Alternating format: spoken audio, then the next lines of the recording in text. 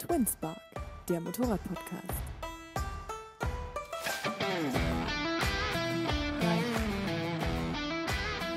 So recording has started, and hello and welcome to episode 60 of our TwinSpark podcast. I'm very happy that we are already at episode 60. It's a lovely, here a little bit sunny day. I hope in the UK too, where our guest of today is sitting.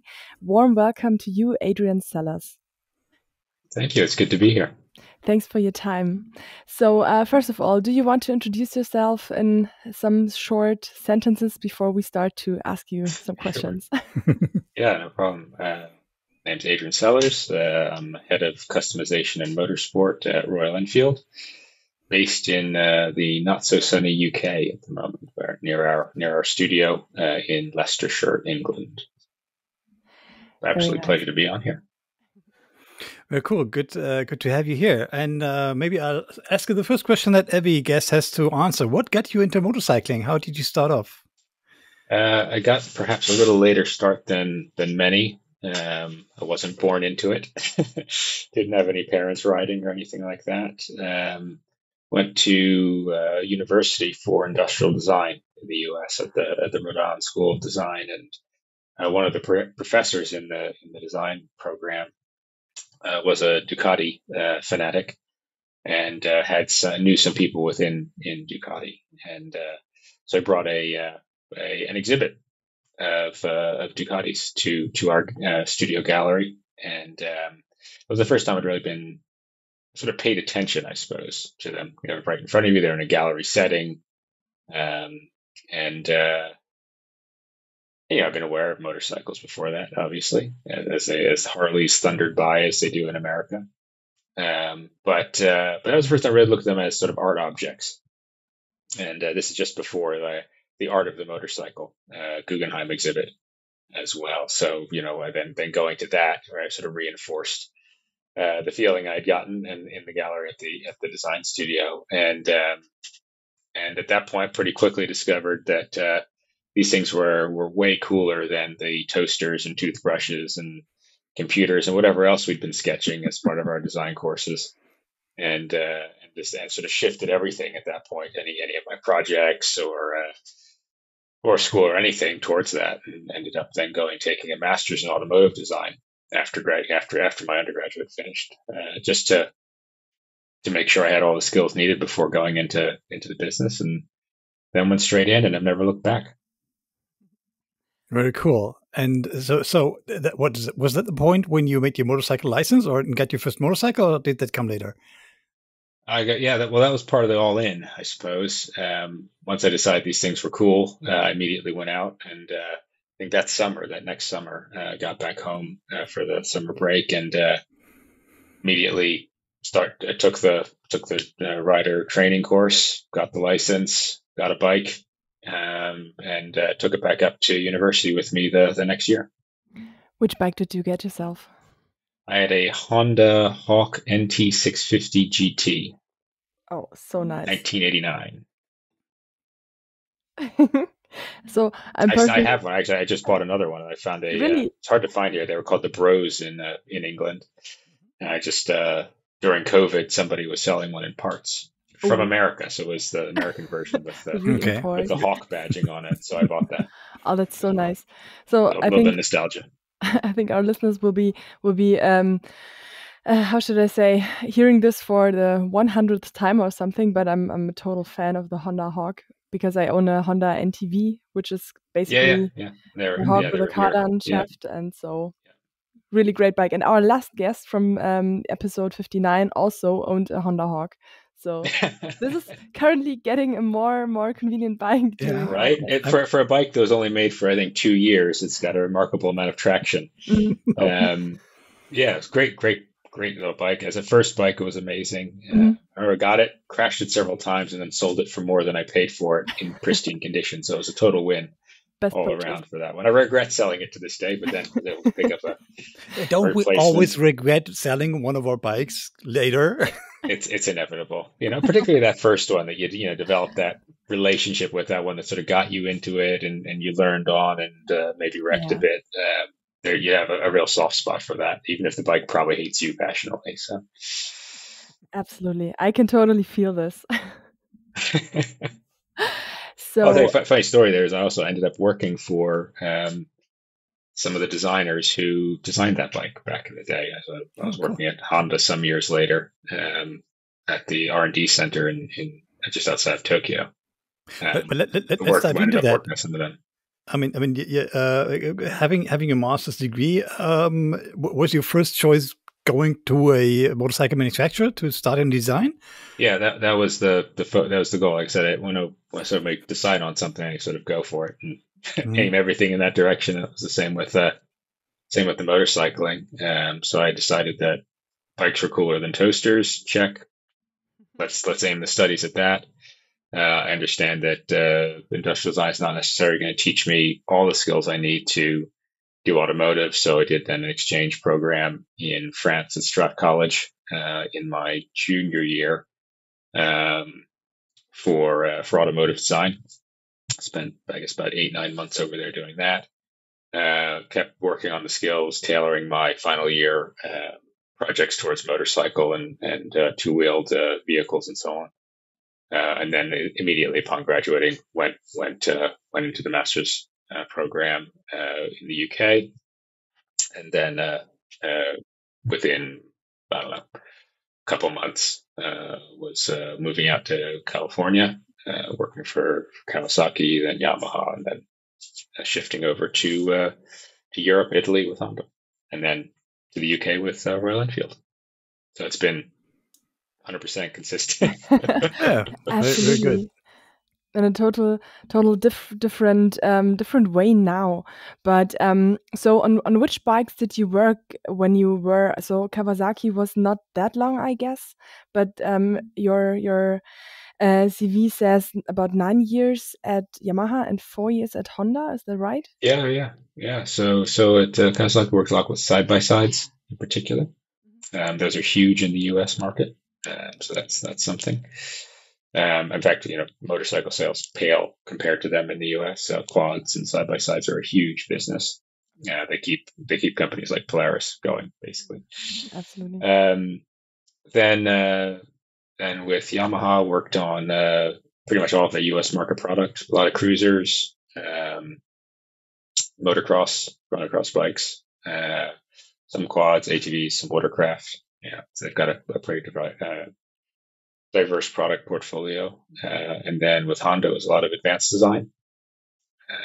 So far future stuff, show models, internal presentation models, that sort of thing. Okay. Picking up on a discussion we had with Ola Stenegard in one of our early episodes, and as you already came from automotive design, I mean, the motorcycle offers you way less canvas than a car. You can't hide things under a bonnet or something like that. What's your take on designing a motorcycle towards comparing it to designing a car or a toaster? Yeah, I would say if we're looking in terms of actual design, it's a bigger canvas. It's a smaller thing, but it's a bigger canvas. Because as you say, you can't hide anything. So we're designing the bits of the motor. We're designing bits of suspension.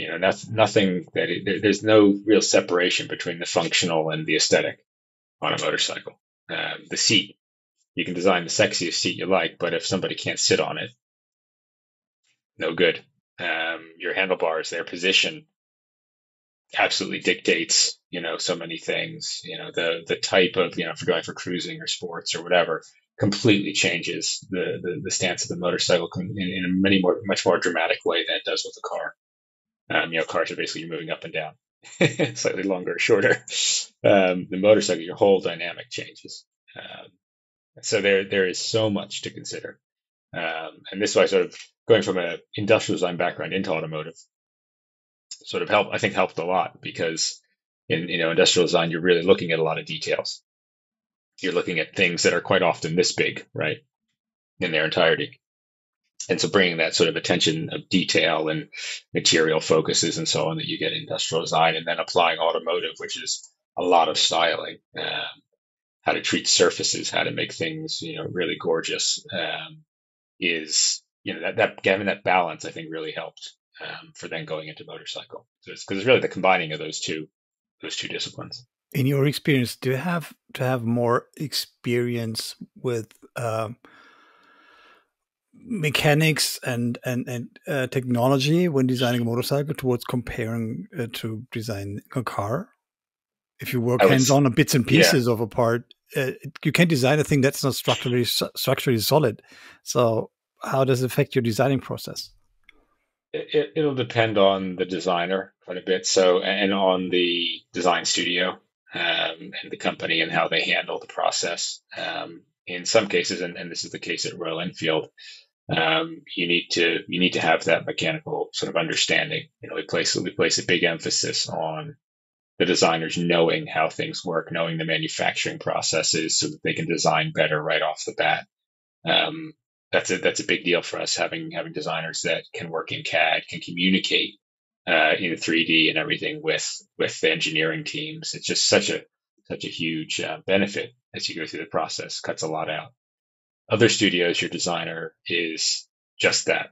They are there to make things beautiful, to create emotion, to create desire, and they then are very much even sometimes kept away from working on the physical model itself, to maintain that sort of purity of purpose. And then the model makers and so on have their purity of purpose, and they communicate but they don't overlap. So it just depends on the nature of the company, the nature of the studio, as to the process. But again, as I said, Royal Enfield, we really try to have everybody understand the thing as a whole, because as you say, if you design something that can't work, why design it? That's kind of a waste of time. You go to the engineer and say, hey, can we make the thing? And I said, yeah, that doesn't exist in this reality. Good try. Looks beautiful though. Very nice 2G sketch. Please try again. And then we just waste time. And honestly, we've got an incredibly robust development schedule going right now. So time is not there to be wasted. So speaking of Royal Enfield, why did you choose exactly Royal Enfield as your new brand to design motorcycles? What what does or is different from Royal Enfield to, for example, Honda or Yamaha for you? Yeah, so I mean, Royal Enfield occupies a really interesting space in the sense that it's an old company, one of the oldest motorcycle companies. As we like to say, the longest in continuous production. But at the same time, it's a startup. It has an incredibly youthful energy to it, and you have that combination of massive history and legacy and heritage, authenticity, credibility, all these things. Plus, we're kind of just getting started. You don't see that. That's incredibly rare. You're either a startup or you're a heritage company. And so jumping into that was incredibly exciting. That when that possibility came up, being able to be part of something that was so old and yet so new, that needed help and in getting its systems in place and in growing. That was incredibly exciting. It spent those years at the Japanese companies, and they're very well refined machines. They work. Everybody has their place. Everything is clicking along. Royal Enfield is not that way. When we started, I think I joined an office of 20 people, something like that, when I joined the company, and we're now at 150, 160, just in the UK, and several times that in our design facilities in India, technical facilities in India. That's a pretty big rush to be developing those systems, using the experience you've gained at your previous lives, and helping the company develop its own systems and ultimately its own way. We're not replicating anything. We've got people from all different backgrounds and all different companies, and brought them in and sort of piecing together what will work for Royal Enfield. And I think we're getting something pretty special out of that. Absolutely. And I think it's clearly visible during the last years on the market that since Royal Enfield has hit the market again, because they were some centuries and years before, but or decades and years before. But since they are back again, there's completely a hype around those bikes. So and you have so many bikes in your model palette. So you have from the Scram to the Super Meteor, which was your design, if I'm informed right. Yes, yeah, that's correct. And so you have so many different customer types in your models, and also it's expressing very young vibes and very vibrant and very dynamic vibes to the customers, to the motorcycle scene. Can you name some, or maybe can you tell me why the people are seeing the bikes of Royal Enfield so young and vibrant? Do you have some specific design features or some specific parts of the Royal Enfield bikes why they are talking so much to young people and to with this much energy? I think there are a couple of reasons for why we're talking to a bit of a different customer type than maybe your traditional motorcyclist. And it comes down to, again, that youthful nature of the company.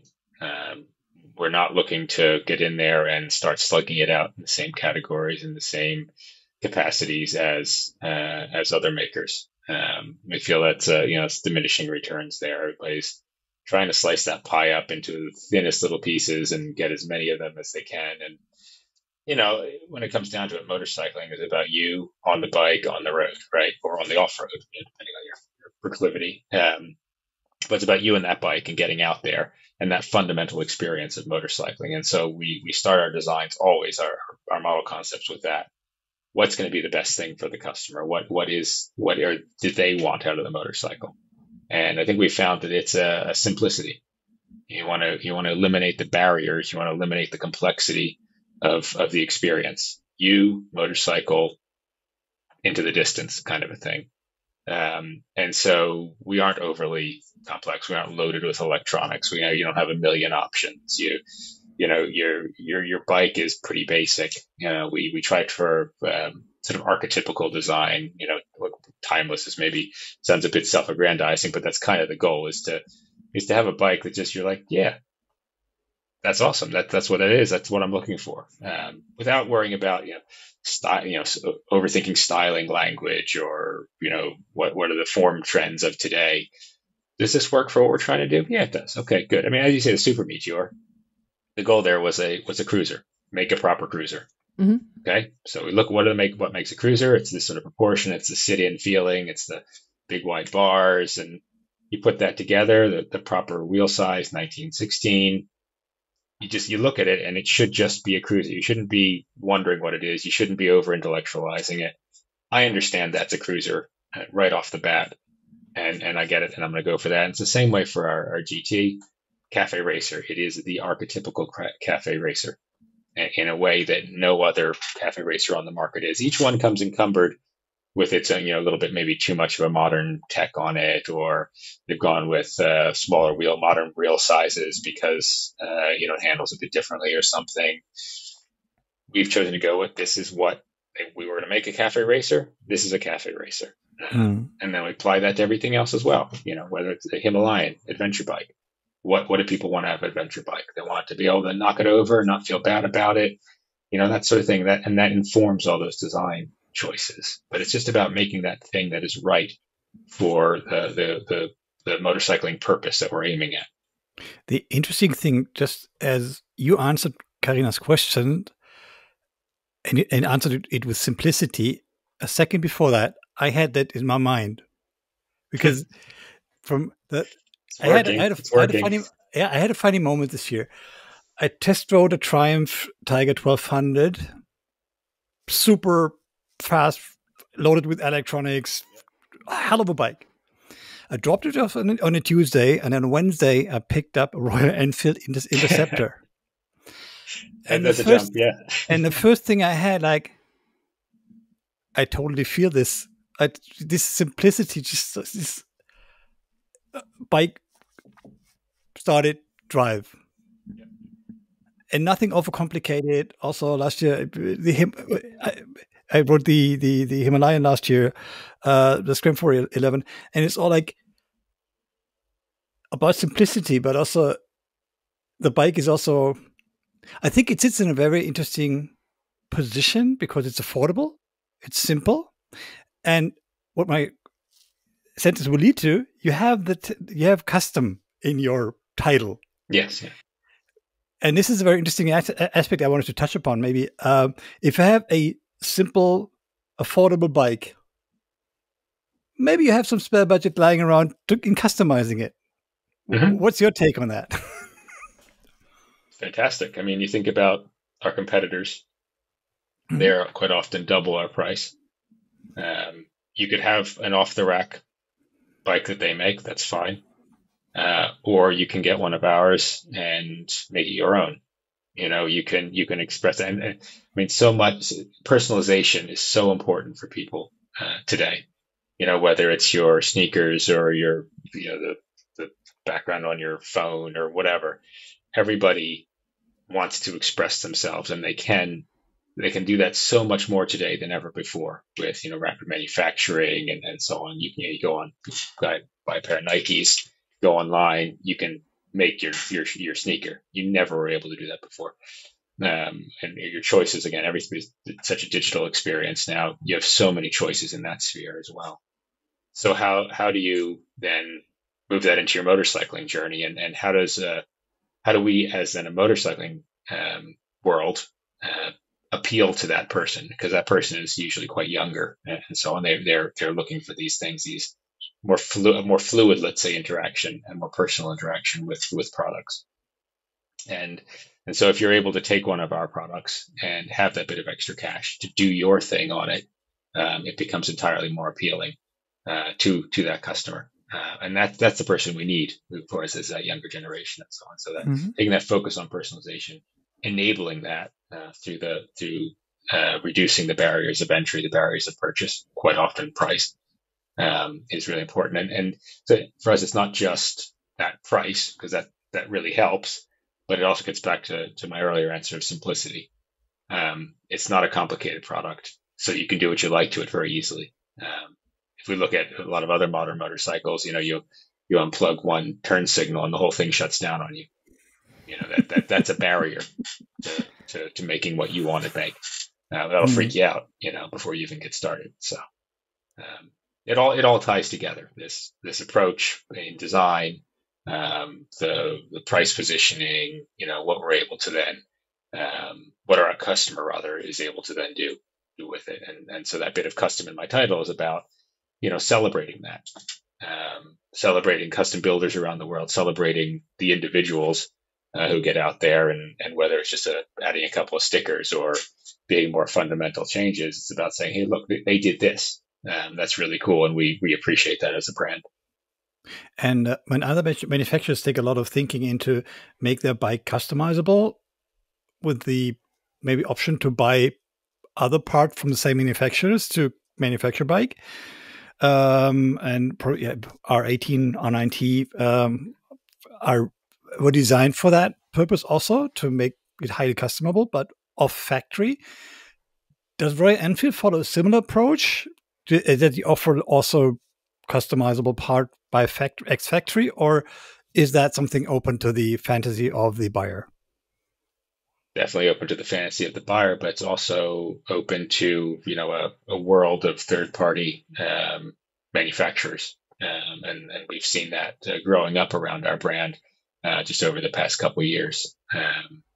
These people who see a business in Royal Enfield. Obviously we have our business, we're making our motorcycles. We also have a range of accessories and so on that you can add on to them from Royal Enfield, maintain your warranty, express yourself that way. But as we've grown, and this is something that really didn't exist so much before, particularly internationally, there's an ecosystem developing out there. As we get more and more of our motorcycles into markets, it becomes more of a viable financial proposition for parts makers, and that just while we could never recommend, of course, that you fit one of these to your motorcycle, it does offer you that option to do so if you want to, and that's good for our customer. More choice is always better. But those aspects are yeah, you think about those aspects during the design process, don't you? So that you can, remove the indicators in a good way, or you don't have those big holders and brackets, which are nasty but necessary for some parts. Definitely. Again, it's all about the simplicity. Because we aren't making, big plastic covered bikes, you can't really hide anything.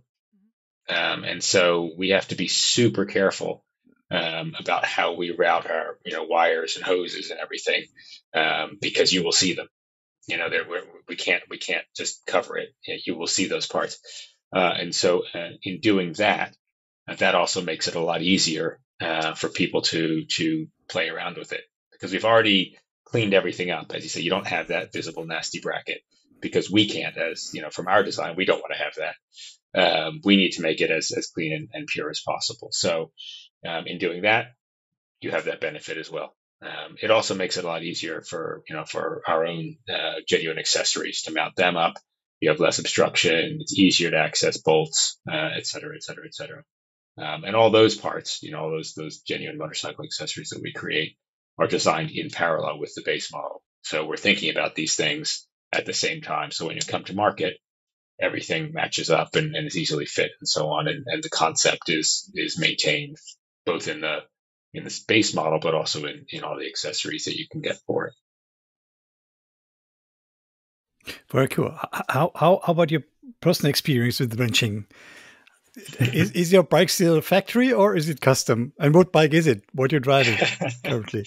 Well, I've got a couple bikes. This is obviously the Hawk 650 I mentioned earlier. That is classified as a project bike.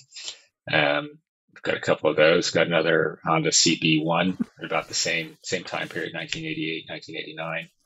Another one of those lasted for 2 years in production before 2 or 3 years in production.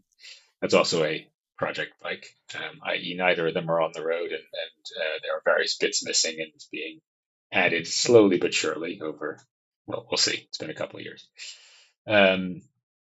Keeps me out of trouble anyway. Then I've got a hyper motard, which is largely stock, with the exception of a bunch of carbon fiber bodywork everywhere, as you do, and a GT, Royal Enfield GT, to muck about on. That's pretty much stock as well. That sounds quite nice. Problem with this whole custom building thing is if you build, then you ain't riding. So you got to have a balance there, which means just more motorcycles. It's not all bad. I totally feel that. Look at my garage. Absolutely. Really, getting into the tool, I've got a lathe and a milling machine and stuff, and getting through to those is a bit of a contortionist trick of fitting between the bikes at the entrance. So. Perfect. Yeah, but that's how it should look like. So, and the more you get involved into this motorcycle stuff, the more bikes you collect in your garage. So I think it's a problem of us all. It is indeed. Yeah. It is indeed. We're only limited by the size of our space. Absolutely. There is a second part in your title. This is Motorsport. I have questions. I mean, what kind of motorsport are we talking about? I know about that the one or other sprint bike that you put out at Glemsek or other venues, but what's the deal here? Sure. Yeah. So we started the journey with customization, and that is fundamentally is modifying the motorcycle to an aesthetic purpose, right? So you're changing the look of it, playing around with it. That's what we define as customization. There's another part of customization, which is modifying for capability. That's something about changing the way that the bike works, pushing it further. And so we started doing that first with these drag bikes. First one was we did it in-house for the Glemsek 101 in 2018. And then around the same time, that same year, we did a Bonneville Salt Flats run. Basically the same chassis, similar chassis, modified a bit. It was a rigid end still, but we tweaked a bunch of things for running on the salt flats. It was the first time we collaborated with S&S Cycle on the engine development there. Punched it out to 865 and ran it with nitrous I think we put out 105 horsepower or thereabouts with a 20 shot of nitrous. And that was a really fun thing. We really enjoyed that a lot. It was a good time.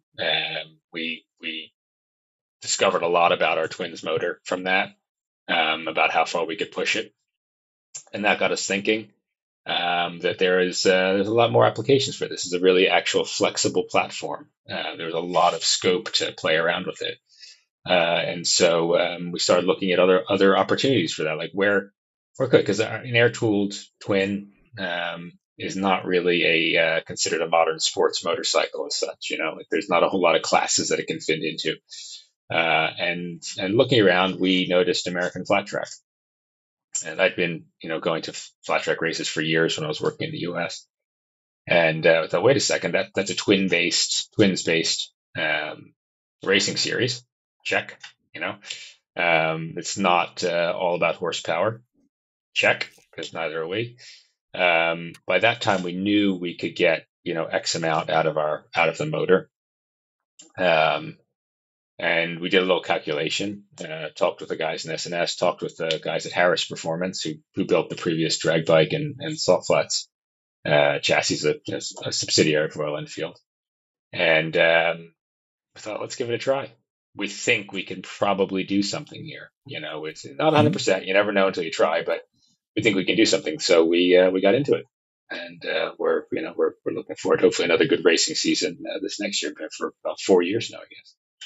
Sounds good.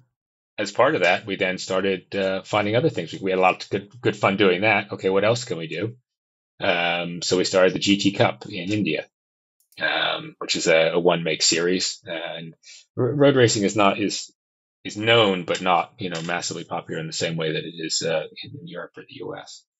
And so there are not a whole lot of tracks and everything, but we found a track in Coimbatore, India, and some great partners there to run it with us. And we've been running that for, I guess the third year now, enabling young Indian riders to show up and try out and be a hero, because that's what it's all about, right? It's getting out there and enabling this, because, again, it's about lowering those barriers.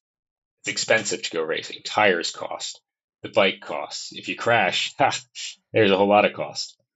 If we're helping you to do that, if we're saying, don't worry about it, don't worry about the tires, don't worry about the crashing, preferably don't, but, don't worry about it if you do. We want you to go out and show what you can do. And that's been an amazing thing, facilitating these guys and girls to go out. And then along with that, we've run our Build, Train, Race program in the U.S., which focuses it on women.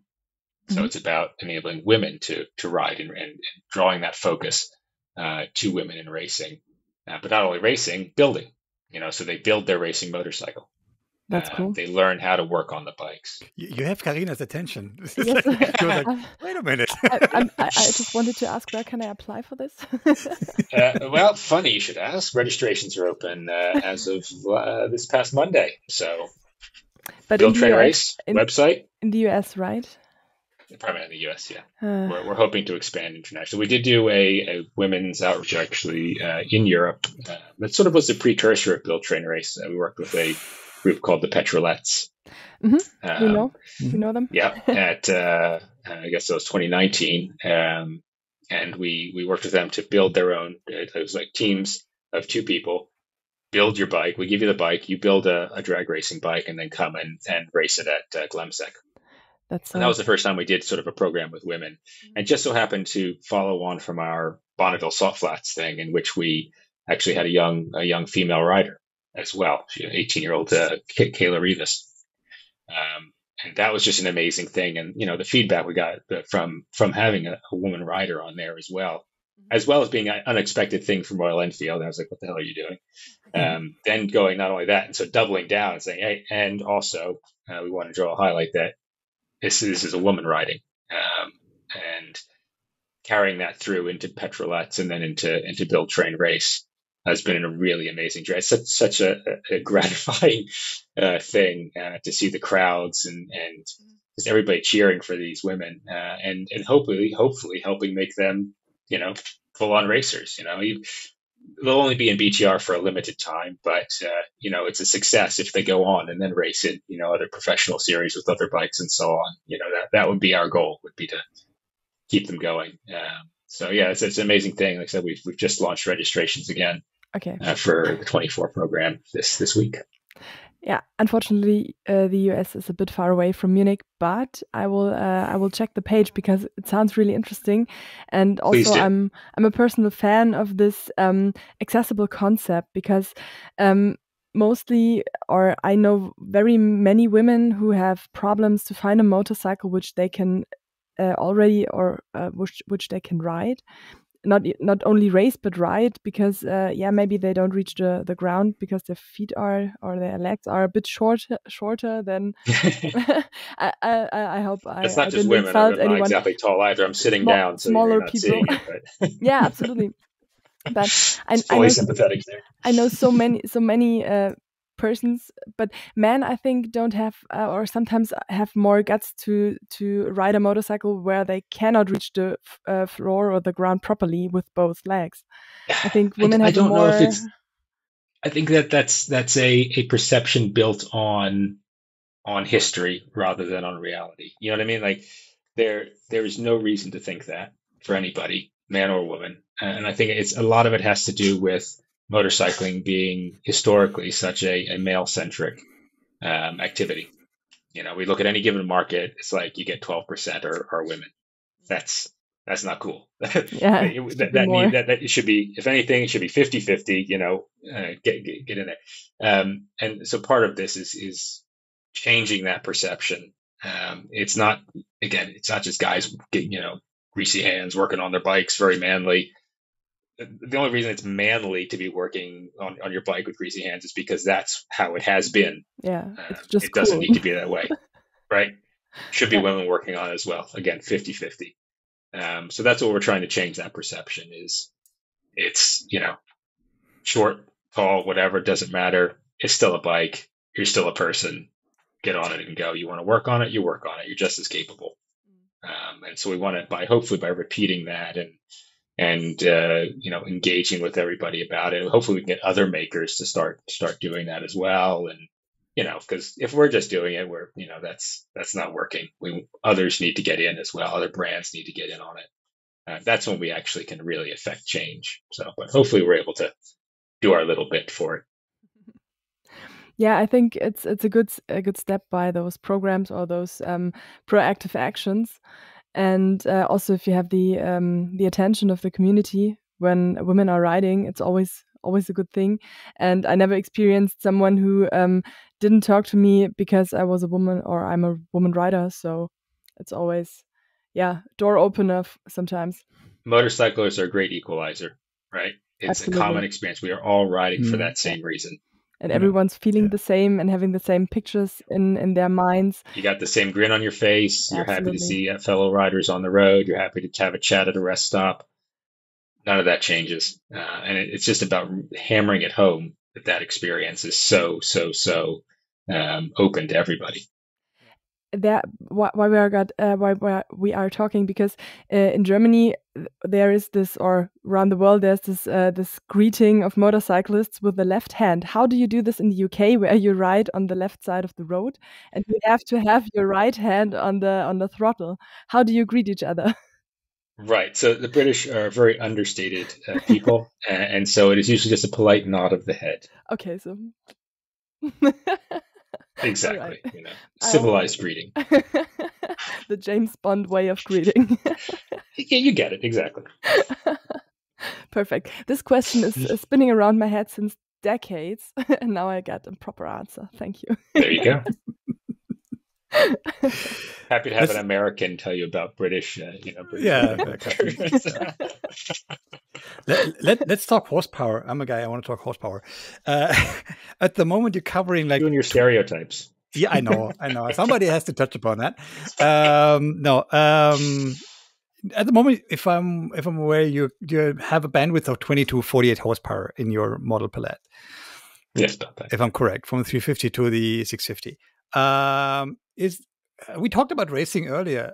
You can race with 20 horsepower, but is there anything in the future that might give us a higher number of output, more racy with the Royal Enfield? Well, couldn't possibly comment, of course, on our future model plans. Suffice to say, they're very exciting. But I would just say that the engines do have a lot of capability, as I sort of mentioned before, and for our flat track motor right now, we're pushing 100.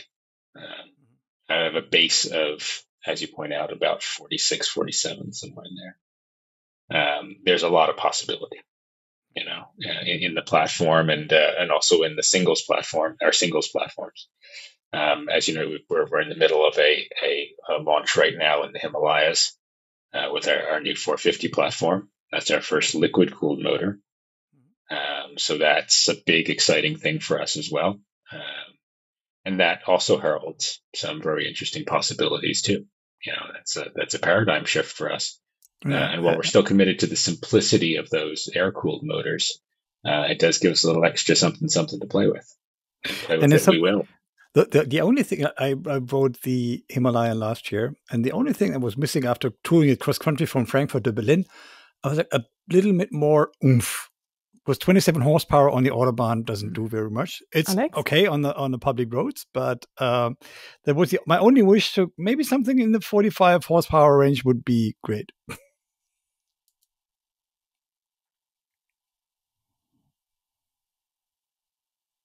Seem to have lost you guys. You back?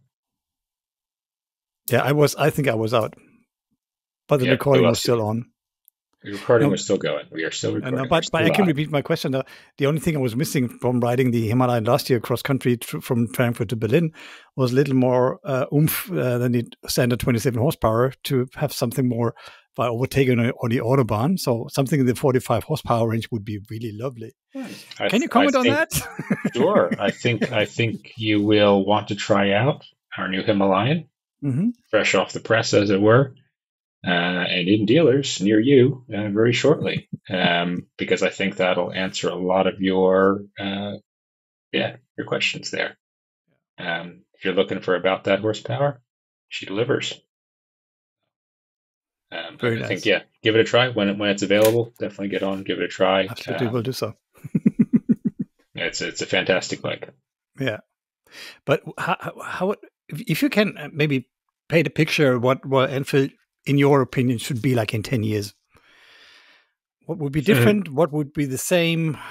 What's the thing that you want to carry through in the next couple of years?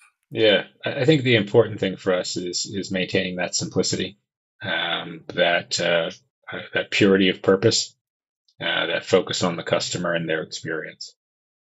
What we then do around that is an entirely different question and quite an open book. We are in a position of not just retreading our models year after year, as many of the other players do and have been doing for the last 50 years. We're in the process of building that lineup for the first time. And because of that means entering, in different categories, in different capacities for the first time. And so that's, for the next couple of years, that's what we're going to be doing is growing that model lineup out. Offering more options to the customer, regardless of which market you're in. We want to have something for you, regardless of how you identify as a motorcyclist. Are you cruiser person, adventure person, whatever? We want to have that for you, and at different levels of accessibility. So there's a lot of exciting stuff. What I just find interesting in the industry right now is that Triumph and Ducati announced entering like the motocross sector. I mean, respect. Yeah, this is ambitious. Crazy, but respect. No, look, hey, in anything, having more players in the field, and obviously as a manufacturer, you want to have the biggest amount of product being sold and everything, but having more options for motorcyclists is only a good thing.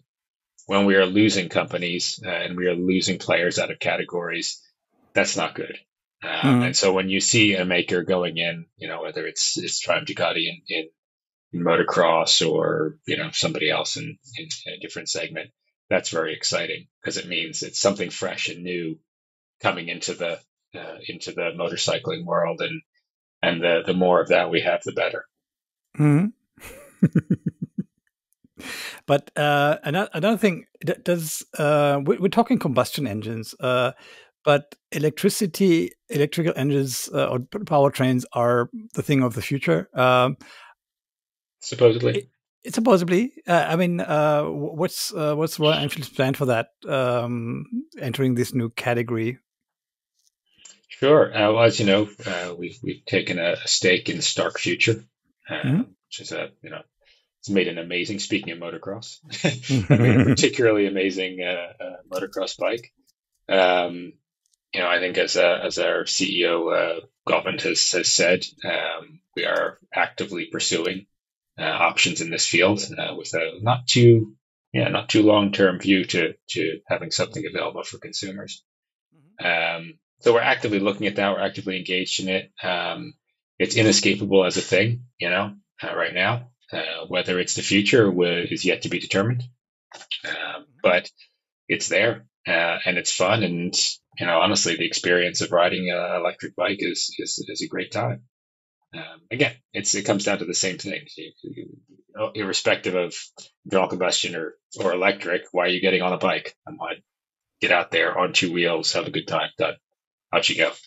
Yeah. The experience changes because of the motive power, but the motorcycling doesn't. That bit stays the same. Very cool. Very good.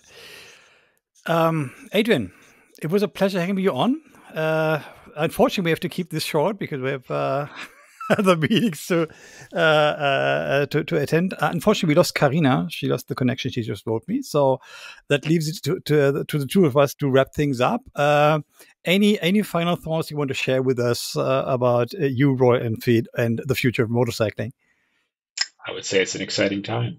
There's been. Thank you. It's been a pleasure. I don't have a pen in hand. I'd write a note back. But yeah, no, it's an exciting time in motorcycling. It's an exciting time for us at Royal Enfield to create these new products, to share that new experience with everybody, to give an alternative within the market. And whether it's in our products or in the motorsports or customization or whatever. We're there. We're along for the ride. We're having a good time, and we hope everybody else is as part of that. Very cool. Thanks for your time again, and I hope to see you soon in person on a Royal Enfield. We'll look forward to it. Thank you for having me.